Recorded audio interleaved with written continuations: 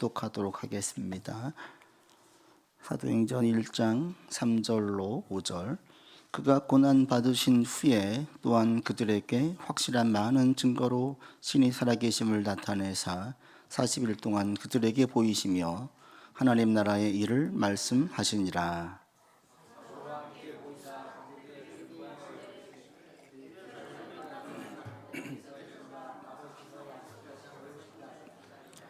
같이 합니다. 요한은 물로 세례를 베풀었으나 너희는 몇 날이 못되어 성령으로 세례를 받으리라 하셨느니라. 아멘. 보라 내가 새 일을 행하리라. 이 표로 지금 4주째 제가 연속해서 설교를 하고 있습니다. 이제 오늘이 이제 4주 마지막 이 주제 표에 대한 설교를 마치는데, 첫 주에는 제가 옛것을 버리십시오 라고 먼저 말씀을 드렸어요. 하나님의 새 일을 행하시는데 옛것을 붙잡고 있으면 그 일을 볼 수가 없죠. 이미 새 일을 시작하셨는데 내가 주어진 일들 가운데 열심히 하면서 새 일이 지금 진행되고 있는데 옛것을 붙잡고 있고 과거에 메어져 있고 계속 과거만 끄집어내서 얘기를 하면 지금 내 안에 일어나고 있는 새 일들을 내가 인식을 하지 못해요. 그리고 그 일들을 귀히 여기지도 않고 충성되게 하지도 못해요. 그래서 하나님께서 새 일을 행하실 때 제일 첫 번째 했던 게 뭐냐? 옛것을 버리라는 거예요. 옛것을 버리라. 그러니까 여러분도 25년도까지 것들을 과감하게 다 내려놓고 붙잡지 말고 나갈 수 있기를 바랍니다. 그리고 난 다음 두 번째 주에 제가 베드로에 대해서 지난주까지 2주 말씀을 드렸습니다. 3번 부인했던 베드로를 주님께서 찾아가셨어요. 그리고 그 무너진 자리, 연약한 자리에서 베드로를 일으켜 주셨어요. 하나님의 새 일은 어디에서 시작되어지느냐? 우리의 연약한 자리, 우리의 무너진 자리, 우리가 부끄럽게 생각했던 그 자리, 바로 거기에서 시작한다. 그래서 그리스도 안에 있을 때 내 트라우마, 내 컴플렉스 이런 것들이 치유되어야 하나님의 새 일들을 볼 수가 있다. 그러니까 주님께서 베드로에게 3번 네가 나를 사랑하느냐 물으시는 그 물음 속에는 베드로의 3번 부인했던 그것들을 회복시키시는, 그래서 책망하거나 추궁하지 아니하시고 이미 그 마음 가운데 심한 죄책감과 부끄러운 마음을 가지고 있기에 주께서는 더 물으시지 않으시는 거죠. 우리의 삶에 어떤 죄책감이나 부끄러움이 있다. 주님은 거기에 대해서 정죄하지 않으세요. 만약에 계속 나를 정죄하는 것은 이건 마귀의 일이지 하나님의 일이 아니에요. 하나님은 다 우리가 괴로워하고 힘들어하면 그래 너는 그렇게 당해도 싸라고 말씀하시는 것이 아니라 보듬어 주시는 분이에요. 악한 마귀가 참소하고 계속 깎아내리고 누르는 거예요. 그러니까 여러분 어떤 일로 힘들 때 그 일을 인해서 죄임을 내가 알고 심하게 양심의 가책을 느껴서 괴로워한다면 그걸로 지나치게 자기를 학대하지 마세요. 하나님은 다 용서해 주셨어요. 물론 지나치게 가볍게 여기서도 안 되지요. 그러나 이미 내가 심하게 그렇게 느끼고 있다면 주님은 거기에 대해서 더 추궁하지 않습니다. 그냥 덮어주시는 거예요. 이미 우리 안에 그 마음이 있으면. 그리고 거기에서 회복을 시작하시는 거예요. 그리고 지난주에 말씀을 드릴 때 새 일을 행할 때에 주께서 우리에게 가장 첫 번째 물으시는 것, 우리에게 요구하시는 것, 확인하시는 것 딱 한 가지 있다. 그게 뭐냐? 너 나 사랑하니? 주님을 사랑하는지를 물으신다. 여기에서 새 일이 시작된다. 여러분 가운데 주님에 대한 사랑의 고백을 자꾸 드리라고 말씀을 드렸어요. 주님 사랑합니다. 주님 사랑합니다. 이제 오늘 4번째로 말씀을 드릴 때에 이 새 일을 끝까지 완수하기 위해서는 우리에게 사랑이 필요하다. 사랑의 능력이라고 말씀을 드렸죠. 사랑은 뭐냐? 감정 고백이 아니라 가장 귀한 분이라는 거예요. 사랑은. 예수님이 가장 귀하냐 이걸 고백하라는 거였어요.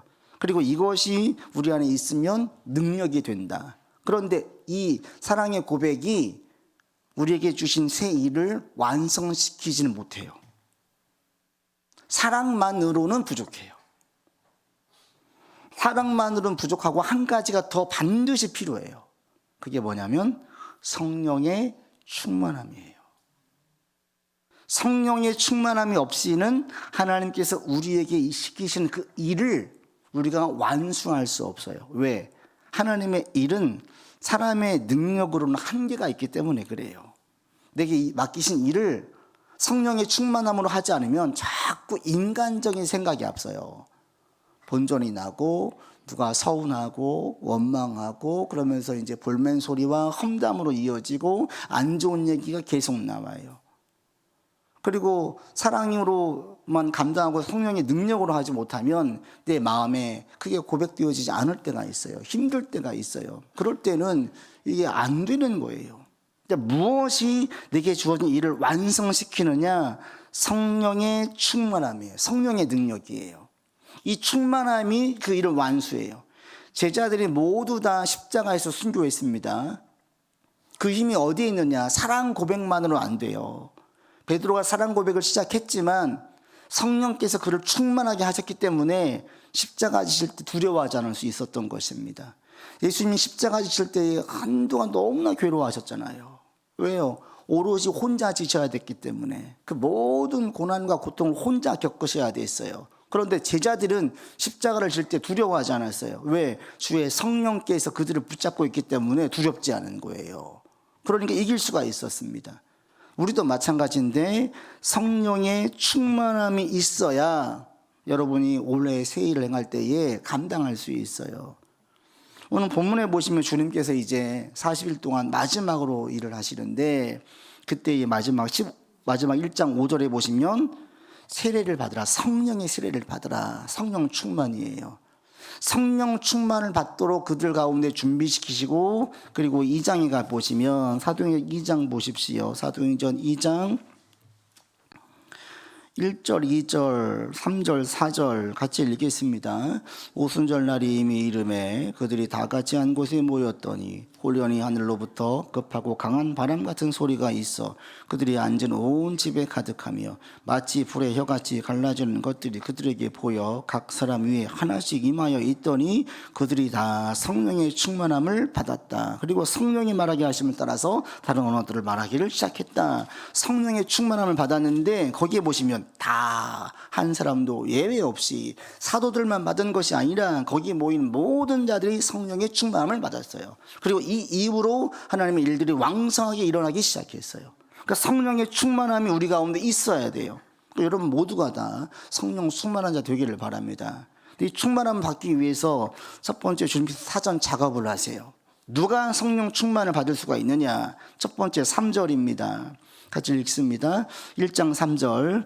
그가 고난받으신 후에 또한 그들에게 확실한 많은 증거로 친히 살아계심을 나타내사 40일 동안 그들에게 40일 동안 뭐 하셨냐면 내가 부활했다. 이것을 계속 보여주시고 그 다음에 뭐 하셨어요? 40일 동안 하나님 나라의 일을 계속 가르치셨어요. 이게 성령 충만을 받기 위한 사전 작업이었어요. 이미 예수님께서는 제자들을 가르치셨잖아요. 그런데 지금 또 가르치셔요.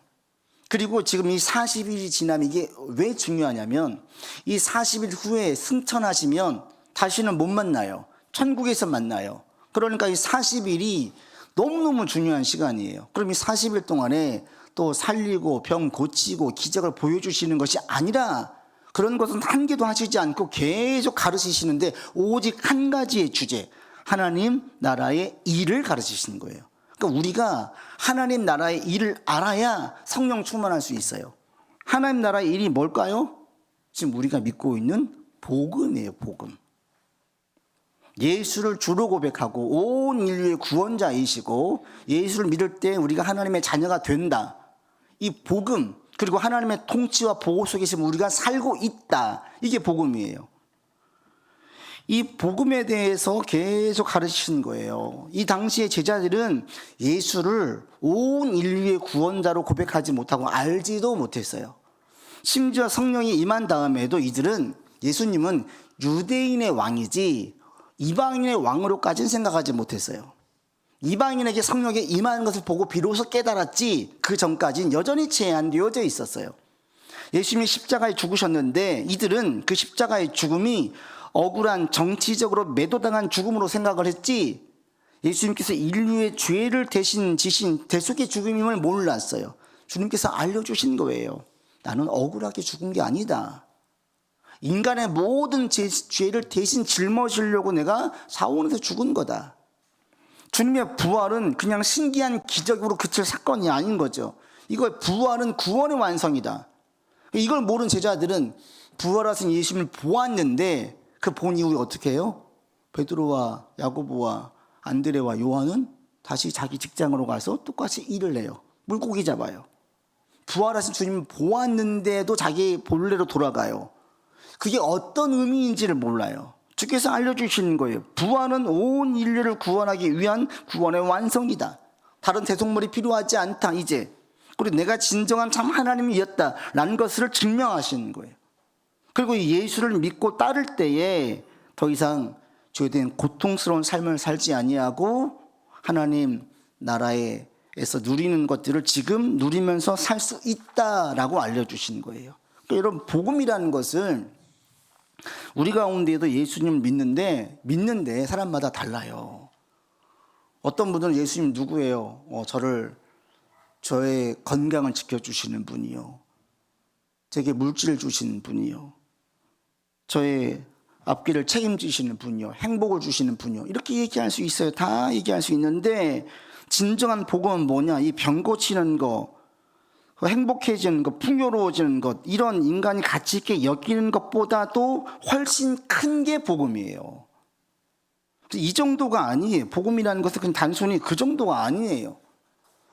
그래서 제가 지난번에도 한번 설교 중에 작년에 말씀드렸잖아요. 신약 시대에는, 신약 성경에는 부자가 되라는 얘기가 한마디도 없어요. 우리 다 부자 되고 싶어 하잖아요. 큰 부자가 되라라는 말이 한마디도 없어요. 그럼 부자가 되는 것을 터부시하고 하지 말라는 거냐? 아니에요. 부자도 인정을 해줘요. 부자들아, 너희 부한 것을 하나님 나라를 위해서 써라. 부자 되는 것도요, 돈도 이건 은사예요. 돈을 잘 버는 사람이 있어요. 같이 사업을 해도 사업 수당이 좋은 사람이 있고, 사람 심리도 있고, 시장 경제도 빨리 알아가지고 돈을 잘 버는 사람이 있고, 또 못 버는 사람이 있어요. 그러니까 돈도 이거 은사예요, 은사. 같이 운동을 해도 운동신경이 좋은 사람이 있잖아요. 같이 공부를 해도 공부를 더 잘하잖아요. 같이 돈을 벌려고 해도 돈 더 잘 버는 사람이 있어요. 이거 은사의 부분이지, 많이 벌었다고 해서 하나님의 사랑을 더 많이 받았다는 게 아니에요. 그러니까 내게 물질이 많이 있다, 이거 어떻게 써야 되느냐? 내 자신을 위해서 쓰지 말고 하나님의 기쁨을 위해서 쓰면 되는 거예요. 그러니까 신약에서는 돈을 무시한 게 아니라 열심히 헌금도 하고 구제도 했어요. 그렇지만 부자 되라는 얘기는 안 해요. 왜 안 할까? 복음을, 즉 예수님을 믿는 순간 이것들이 상대적으로 덜 가치 있게 여겨지기 때문에 그래요. 덜 중요한 거예요. 내가 열심히 직장 생활하고 있어요. 연봉도 올라갔어요. 승진도 했어요. 집도 샀어요. 이제 조금 몇 년만 더 하면 이제 노후까지 보장되겠어요. 근데 갑자기 내가 암이래요. 그럼 어떻게 해요? 연봉을 계속 고집하겠어요? 승진에 대한 욕심이 계속 나요? 안 나잖아요. 이 건강이 암에 걸리면 이것들이 중요하지 않은 거죠. 근데 아내가 여보 아픈 거 알겠는데 그래도 우리가 조금만 더 모아야 되지 않을까? 항암치료 받으면서 계속 하면서 이렇게 얘기를 하면 정내미가 떨어지지 않겠어요? 지금 나는 생사를 오락가는데 그러니까 지금 돈이 중요해? 목숨이 왔다 갔다 하는 상황이 되면 그렇게 매달렸던 돈이 상대적으로 그 가치가 확 떨어져요. 그래서 싹 정리해버리고 그냥 시골로 가잖아요. 하다 안 되면 이건 안 되겠다 싶으면 이제 정이 떨어지는 거예요. 더 이상 세상에 대한 성공도 뭐 많은 돈도 좋은 집도 이게 별로 욕심이 안 생겨요. 내가 지금 죽게 생겼는데. 복음을 통해서 예수님을 믿게 되어지면 그 믿는 것이 무엇보다도 더 귀하게 되면서 나머지는 다 상대적으로 그 가치가 떨어져요. 복음이라는 거, 믿는 것은 그냥 천국 가는 거, 문제 해결되는 거, 병 치유받는 것, 부자 되는 것, 이런 정도가 아니에요. 우리가 이런 문제로 힘들면 그 문제가 매우 크게 와닿죠. 돈이 없어가지고 막 쩔쩔맸어요. 그러면 이 돈이 내가 다시는 돈 문제로 씨름하지 않고 남에게 아쉬운 소리 안 나이라 어떻게 해요? 막 돈을 벌려고 막 일을 갈아요. 자기 몸을 갈아서 돈을 벌어요. 근데 돈이 있어지고 나면 그게 인생에서 가장 큰 문제가 아니라는 것을 알게 돼요. 복음이란, 하나님의 나라의 복음이라는 것은 바로 이런 거예요. 이런 것과는 비교가 안 되는 거예요. 그럼 하나님 나라의 복음이 뭐냐? 여러분들 이거 딱 알아두세요. 하나님 나라의 복음이란 천국에서의 삶을 지금 여기서 살게 되는 걸 말해요. 천국 가면 고통도 다 없어지기로 끝나는 것이 아니라 지금 여기에서, now and here, 지금 여기에서 천국에서의 삶을 내가 누리면서 사는 거예요. 여러분, 천국에서의 삶이 어떤 삶이에요? 천국에 가면요, 하나님의 완벽한 통치와 보호를 받는 삶이에요. 거기 왜 눈물이 없어요? 거기 왜 질병이 없어요? 거기 왜 두려움, 전쟁 같은 걸 두려워할 필요가 없어요? 하나님의 완전한 통치와 보호가 있기 때문에 그래요. 거기는 그래서 걱정도 눈물도 한숨도 없어요. 천국에 가면요, 우리가 걱정할 필요가 없어요. 하나님의 완벽한 통치와 보호가 있기 때문에. 근데 여기에서 하나님의 통치와 보호를 받는 삶을 살게 돼요. 예수를 주로 믿고 하나님은 우리 아버지가 되는 순간, 이제 여기에서 내 삶은 하나님의 통치와 보호를 받는 삶이에요. 그리고 이런 삶을 살다 보면 이 삶이 가장 귀한 것임을 고백하게 되어져요. 그제도 제자 하나를 만나서 얘기를 했는데, 얘기하다 보니까 자기 노후를 걱정해요. 이제 38살인데 부모님 생각하고, 이제 부모님 주변 그 친척들 부모님 보니까 노후가 준비가 안 돼 있을 때 얼마나 어려운지를 아니까 벌써 걱정을 해요. 생각은 할 수 있는데 이게 염려와 걱정 가운데 나가는 거예요. 제가 그랬어요. 야, 나는 가진 거 없는데 한 개도 걱정이 안 된다. 야, 에이 목사님, 진짜 하나도 안 된다. 지금까지 책임지셨는데 책임지지 않겠느냐. 그렇다고 해서 미래에 대해서 아무것도 준비하지 말라는 게 아니에요. 준비해야 돼요. 그런데 염려와 걱정과 근심과 불안 가운데 준비한 사람이 있고, 하나님에 대한 든든한 백을 가지고 준비한 사람이 있어요. 믿음으로 준비 없이 간다, 이건 믿음 아닙니다. 여러분, 믿음은 준비하는 거예요. 준비하지만 우리 가운데 염려가 없어요. 책임지실 거란 확신 가운데 준비를 하는 거예요. 왜? 하나님의 통치와 보호가 지금 내 삶에서 있음을 내가 많이 경험했기 때문에 이 경험이 미래에 대해서도 안심하면서 준비하게 나가게 만드는 거예요. 이런 경험을 하다 보면 하나님보다 귀한 게 없어요. 여러분, 찬송가 가사처럼 주 예수보다 귀한 것이 없습니다라는 고백이 나옵니까? 이런 분들은 하나님의 통치와 보호를 지금 받는 삶을 영위하고 있는 거예요. 그렇기 때문에 가장 귀한 거예요. 그런데 이게 없으면 아니에요. 돈이 더 중요하고 건강이 더 중요하고 일단 인맥이 중요하고 성공을 해보고 일단 승진하고 집은 하나 있어야 되겠고, 이게 제일 중요합니다. 이게 바뀌어지는 거예요. 여러분, 애들 보세요. 어린아이들, 우리 교회 아이들이 많이 있잖아요. 어린아이들 보세요. 어린아이들이 아무리 장난감을 좋아하고 먹는 걸 좋아하고 친구가 좋고 영화도 좋고 놀이동산이 좋아도 부모님이 이제 우리 빠이빠이 하자 이러면 애들은 난리가 나죠. 다 필요 없어요. 가장 중요한 건 부모님이에요. 아이들에게 가장 가치 있는 것은 부모님이지 나머지 것은 상대적으로 덜 가치 있게 돼요. 아무리 좋은 것도 아무리 맛있는 것도 부모님이 떠나가면서 이제 우리 영영 이별이야 이러면은 애들은 절대 안 하지요. 우리도 마찬가지입니다. 돈이 얼마나 가치 있고 귀한지 알아요. 여러분에게. 그런데 누가 그러는 거예요? 내가 당신 평생 먹고 살 수 있을 돈을 줄 테니까 부모님 목숨을 담보로 저한테 주세요. 생명을 거두고 가겠다 라고 얘기하면 그걸 보고 거리갈 사람이 있습니까? 정상적인 가정에서 자라고 정상적인 부모의 사랑을 받으면서 자라는 사람이라면 그런 사람 보면서 뭐 저런 정신 나간 사람이 있어 라고 하겠지요. 차라리 내가 좀 더 덜 누리고 좀 고생을 할지언정 어떻게 부모님 생명을, 80대신 권사님들도 여전히 자기 어머니 아버지 생각하면 그리워하잖아요. 부모님 앞에 난 여전히 어린아이인 거예요. 나이 먹어도. 이 그리움은 육신적인 사랑을 다 받은 자녀들은 그 그리움이 항상 있지요. 어떻게 이걸 돈과 비교가 됩니까? 비교가 안 돼요. 왜? 그 부모님의 보호와 사랑을 내가 받으면서 살아왔기 때문에. 세상에 그런 존재가 없기 때문에.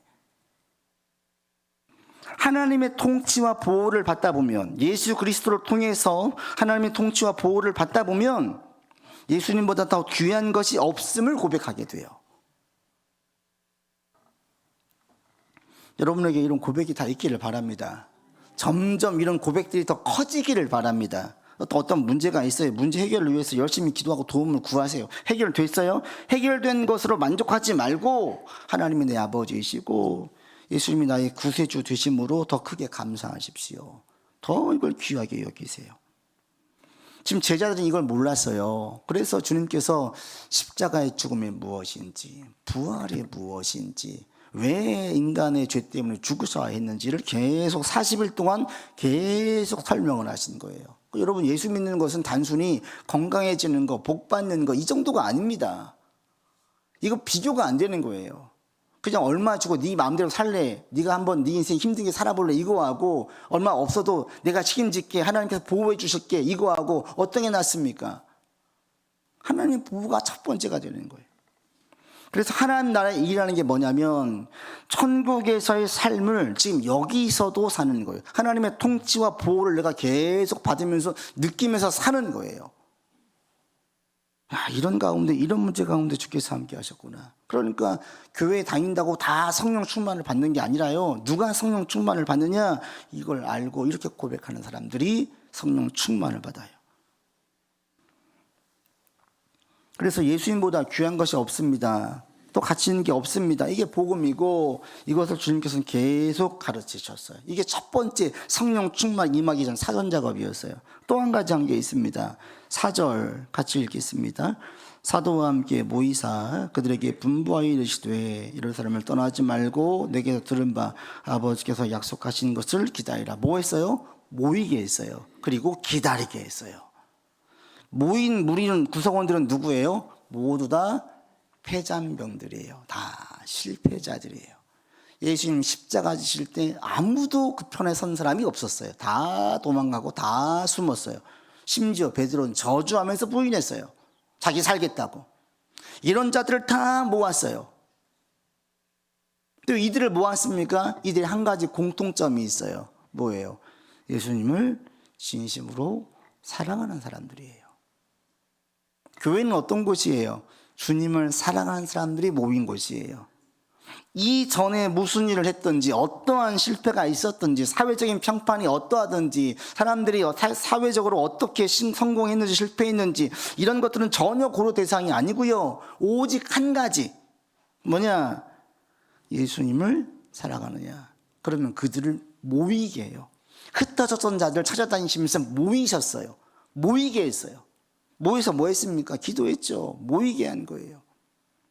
거기에서 성령의 충만함을 경험하게 했어요. 성령 충만함은 혼자 있을 때도 물론 충만하시지만 더 강하게 드러날 때가 언제냐? 함께 모여 있을 때예요. 함께 기도할 때. 그래서 우리가 모여서 기도하는 것이 너무너무 중요한 겁니다.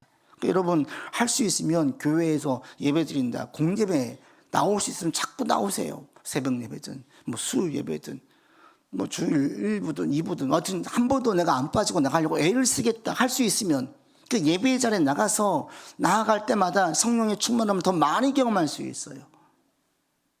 올해 여러분 할 수 있으면 자꾸 모이기에 힘쓰는 여러분들 되기를 바랍니다. 먹는 자리는 안 가도 괜찮아요. 그럴 수 있어요. 그러나 기도한다, 성경을 공부하면서 신앙적으로 나눈다, 이런 자리들은 우리가 어떻게든 가려고 애를 쓸 때 이게 주의 성령께서 함께 하시는 걸 볼 수 있습니다. 그리고 난 다음에 5절 같이 읽습니다. 요한은 물로 세례를 베풀었으나 너는 몇 날이 못되어 성령으로 세례를 받으리라고 그들 가운데에 성령이 임하게 됐어요.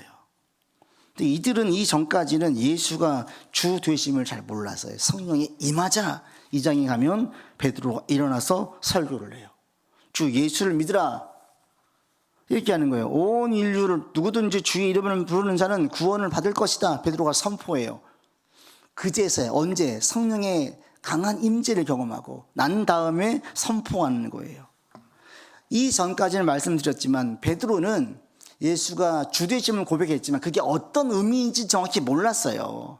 40일 동안 가르치셨는데, 배웠는데 아직 잘 몰랐어요. 그리고 여전히 이때 임한 다음에도 유대인의 구원자이지 온 인류의 구원자라는 생각하지 못했어요. 이게 점점 확장되어져 가는 거예요. 우리는 지금 다 알고 있잖아요. 온 인류의 구원자예요. 우리가 알고 있어요. 그래서 우리 가운데는 성령의 임재를 위해서 기도를 해야 되느냐, 특히 성령 사역자들 가운데 이렇게 해요. 자, 이 시간 성령님을 초대하겠습니다. 이런 분이 있어요. 틀린 말이에요. 예수를 믿으면 이미 우리 안에 성령은 계세요. 성령님은 하나님이에요. 전에 보니까 어떤 박혁 전도사라는 자가 유튜버에서 보니까 그 성령 사역하면서 나오던데 이거 거짓이에요. 막 발로 차가지고 뭐 저쪽에서 누가 나 떨어지고 자기가 성령을 부리는 것처럼 대단히 신기하죠. 성령은 하나님이에요. 인격적인 하나님이에요. 우리가 부리는 존재가 아니에요. 우리 하수꾼이야 아니에요. 하나님이에요. 하나님. 그러니까 성령이 이렇게 우리가 통제하고 부릴 수 있는 존재가 아닙니다. 그런데 그렇기 때문에 우리가 예수를 믿으면, 주로 고백을 하고 나아가면 성령은 이미 우리 안에 계세요. 그래서 우리는 성령의 임재를 기도를 할 필요가 없어요. 그러나 한 가지 뭘 기도해야 되냐면 성령의 충만함을 위해서 기도해야 돼요. 충만함이 뭐냐면 인격적인 성령 하나님께서 우리를 주장하시는 거예요. 이것을 우리가 기도해야 돼요. 여러분 이제 이후로 시간이 될 때마다 계속 기도하세요. 성령의 충만함을 허락하여 주시옵소서. 성령에 충만해져야 진짜 하나님의 자녀답게 삶을 살 수 있어요. 제가 생각을 해보니까 저에게도 많은 변화가 있었는데 그 변화의 모든 것은 어디에서 있었느냐? 성령의 충만함이었어요. 제가 열심히 기도할 때, 같이 뜨겁게 기도할 때, 정말 시간 될 때마다 기도했어요. 모이자 하면 열심히 모여 기도했었어요. 지금은 그 모임이 많이 와야 됐지요. 과거에는 불과 20년 전만 해도 얼마나 뜨거웠었습니까? 근데 가만 돌이켜보면 저도 상당히 소심하고 회의적인 사람이고 좀 부정적인 게 대단히 강했던 사람이었는데 막 바뀐 거예요. 이게 무엇이 나를 바꾸게 했지? 막 공부하고 사색한 게 아니었어요. 성령의 충만함이었어요. 뜨겁게 기도하고 막 나가는데 끝난 다음에 갑자기 제가 안 하던 농담을 하면서 막 재밌게 떠들고 있는 거예요. 그런 저를 보고 제가 놀랐어요. 내가 이런 사람이 아닌데? 사람들이 의식이 되어져서 어디 앞에 나가는 걸 대단히 쭈뼛대고 싫어했었어요. 그래서 어느 순간 제가 나가가지고 담대하게 얘기하는 거예요. 계획을 세운 것도 아니고 다짐한 것도 아니에요. 그냥 성령께서 저를 주장하시는 거예요. 그러면서 기질이 바뀌었어요. 그래서 많은 분들은 얘기할 때 제 기질을 가까이 있어 보면 대단히 제가 활달해서 외향적이라고 생각하는데 제 본성은 대단히 내향성이 강해요. 내성적인 사람이에요. 저는 혼자 조용히 있을 때 에너지가 충전되는 스타일이지 막 어울릴 때 에너지가 충전되는 스타일이 아니에요. 어떤 분들은 어울릴 때 에너지가 충전되는 분이 있거든요. 이 외향적인 스타일. 전 대단히 내성적인 사람이에요. 그런데 만나는 사람들마다 그렇게 안 봐요. 에이, 거짓말하지 말래요. 제가 바뀌어지는 게 이게 왜 그럴까? 성령의 충만함 때문에 그래요. 성령의 충만함. 성령께서 바꾸시는 거예요. 생각도 바꿔줘요. 확실하니까 기대가 있으니 이것이 나오는 말들이 남들이 긍정적인 언어라고 얘기하지만 긍정적인 언어를 쓴 게 아니라 성령께서 바꾸어주시니까 그런 언어들이 나오는 거예요. 그리고 그런 부정적인 언어를 들을 때 제가 거부하는 이유는 성령의 충만함을 막기 때문에 제가 거부하는 거예요. 그러니까 긍정의 언어를 써서 긍정적인 사고를 자꾸 하려고 해서 바뀌어진 게 아니라 성령의 충만함이 나를 바꾸게 한 거예요. 다른 것은 제가 오기가 안 생기는데 영적인 부분은 세상 말로 깡이 생겨요. 이건 영적인 싸움이다 그러면 어디서 그런 담대함이 생기는지 모르겠는데 담대해져요. 두렵지가 않아요. 그게 왜 그럴까? 성령 충만함 때문에 그래요. 여러분이 성령의 충만함을 위해서 기도하시기를 바랍니다. 그러면 이 성령의 충만함은 실제예요. 또 인격이에요. 생각도 바꾸고요. 성품도 바꾸고요. 내가 몰랐던 달란트도 보여줘요. 바뀌어져요. 그냥 내가 노력해서 되는 것이 아니라 저절로 바뀌어져요. 저절로. 하나님이 바꾸세요. 그리고 알게 되어져. 이게 성령의 역사구나. 본문에서는 2장에서는 그 방언 말하는 게 나오는데 성령에 충만한 여러 사인 중에 한 가지일 뿐이지 성령 충만해지면 다 방언을 말하느냐? 아닙니다. 성령 충만해지면 매우 다양하게 나타나요. 그리고 뒤에 가면 서신서에 보면 성령의 열매들을 이야기할 때 대단히 대부분이 모두가 다 인격적인 열매들을 말해요. 인격적인 것들을. 사랑, 희락, 화평, 오래 참음, 자비, 양선, 충성, 온유, 절제 다 보세요. 이 열매가 인격적인 거예요. 성령께서 맺어지게 하는 거예요. 내가 의지로 나의 극기로 나의 근신으로 맺는 게 아니라 성령께서 맺어지게 해요. 그럼 어떻게 해야 이게 맺어지느냐? 가장 좋은 방법, 성령 충만함을 위한 가장 좋은 방법은 딱 한 가지예요. 가장 좋은 거 뭐예요? 기도예요. 기도 외에 기도보다 좋은 방법이 없어요. 그러니까 여러분 개인적으로 있을 때 기도하세요. 하나님 성령의 충만함을 허락하여 주십시오. 공예배를 드릴 때에도 기도하세요. 성령의 충만함을 허락하여 주십시오. 결국은 가장 큰 문제는 이 문제예요. 성령이 충만해지면 어떤 일을 당해도 낙심하지 않고 두려워하지 않고 담대하게 대처할 수 있고요. 근데 인간적인 힘으로만 하려고 하면 이게 안 되는 거예요. 여러분들 성령의 충만을 받으시기를 바라고 성령의 충만함을 위해서 힘쓸 수 있기를 바랍니다. 그러할 때 우리에게 주신 새 일들을 넉넉히 감당할 수 있게 돼요. 먼저 복음을 가장 첫 번째 알아야 돼요. 여러분 그냥 건강을 주는 거, 행복해지는 거, 부자가 되는 거 이 정도가 아니에요. 훨씬 더 큰 거예요. 그래서 주님보다 더 귀한 게 없고 주님과 바꿀 게 없어요. 아무것도 바꿀 게 없어요. 주님만 있으면 다 할 수 있고요. 주님이 없으면 아무것도 할 수가 없어요. 저는 그런 고백이 절로 나와요. 확실해요. 그러니까 주님이 가장 귀할 수밖에 해요. 구약에도 이걸 고백한 자가 있잖아요. 다윗이에요. 너무 크고 두려웠지만 다윗에게 가장 큰 위기는 자기 아들 압살롬에게 배신당해서 도망칠 때 나이 들어 늙어서 힘도 없어요. 가장 사랑하는 아들에게 배신당했어요. 보통 사람은 어떻게 해요? 그냥 죽자 하고 포기하잖아요. 다윗이 여호와를 생각해서 힘을 내요. 이게 믿음의 힘이에요. 여러분 가운데에도 이런 믿음으로 예수를 주로 고백하시고 하나님이 아버지 되시어서 내 삶을 지켜주시고 보호하시고 천국 가는 그날까지 책임지십니다. 이 확신이 여러분 가운데 있기를 바랍니다. 그리고 성령 충만을 위해서 기도하세요. 성령이 충만함으로 우리가 일들을 감당할 수 있고 새 일을 행할 수 있기를 바랍니다. 기도합시다. 아버지 이미 우리 안에 새 일을 시작하셨습니다. 이 새 일은 성령에 충만할 때 가능합니다. 하나님 성령 충만한 자로 서기를 원합니다. 주여 우리를 주장하여 주시어서 성령의 충만함을 경험하게 하시고 아직 한 번도 이런 경험이 없는 분들 예수를 주로 고백하면서 성령의 충만한 경험을 하게 하여 주시옵소서. 그리하여 성령은 실제하시고 인격적이신 분이고 내 삶에서 직접 나를 도와주시는 분이심을 계속 경험할 수 있도록 은혜 주시고 이 경험이 주님을 더 귀하게 계속 고백하는 자 되게 하여 주시옵소서. 우리 구주 예수 그리스도 이름으로 기도드립니다. 아멘.